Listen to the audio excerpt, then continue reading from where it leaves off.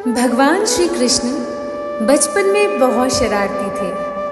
कभी गोपियों की मटकी फोड़ दिया करते थे तो कभी बछड़ों को गायों का पूरा दूध पिला दिया करते थे। गोकुल की गोपियां चाहकर भी प्यारे से कृष्णा को डांट नहीं पाती थी, क्योंकि वो इतने नटखट थे कि उनकी शरारतों को देखकर उन्हें दुलारने का मन करता था। कान्हा की ऐसी ही लीलाओं में से माखन चोरी भी एक बड़ी ही प्यारी लीला थी। यह तो सभी को मालूम है, कन्हैया को माखन कितना पसंद था।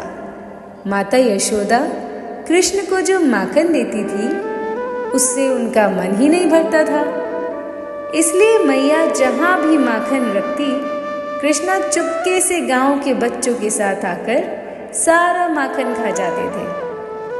ऐसा कई दिनों तक चलता रहा। जब मैया को कुछ समझ नहीं आया कि माखन कौन चुरा रहा है, तो उन्होंने एक दिन चुपके से माखन से भरे छोटे छोटे घड़ों को रस्सी के सहारे ऊपर टांग दिया। लेकिन श्री कृष्ण की नजरों से क्या छुप सकता है, उन्होंने माता को माखन रखते हुए देख ही लिया। अब समस्या ये थी कि माखन तक कैसे पहुंचा जाए।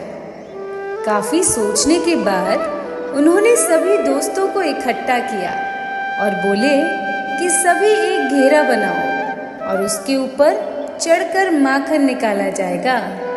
इस तरह से वे अपने सारे दोस्तों के साथ पूरा माखन चट कर गए। इसके बाद मैया ने सोचा कि आज तो मैं पता करके ही रहूंगी कि आखिर माखन को कौन चुरा कर ले जाता है।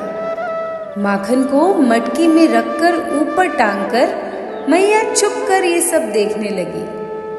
कुछ ही देर में कान्हा अपने दोस्तों के साथ वहां पहुंच गए।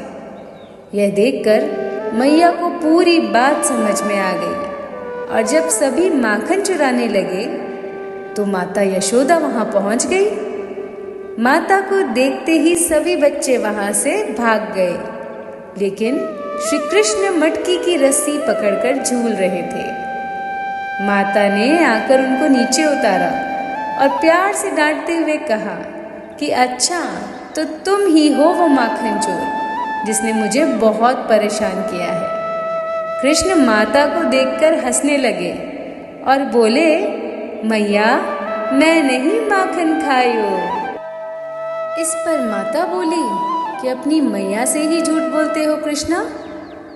कन्हैया की भोली सी सूरत देखकर और उसकी प्यारी सी बात सुनकर माता ने कृष्ण को अपने गले से लगा लिया और बोलने लगी, मेरा प्यारा नटखट माखन चोर। बस तभी से श्री कृष्ण को प्यार से माखन चोर कहकर बुलाया जाने लगा।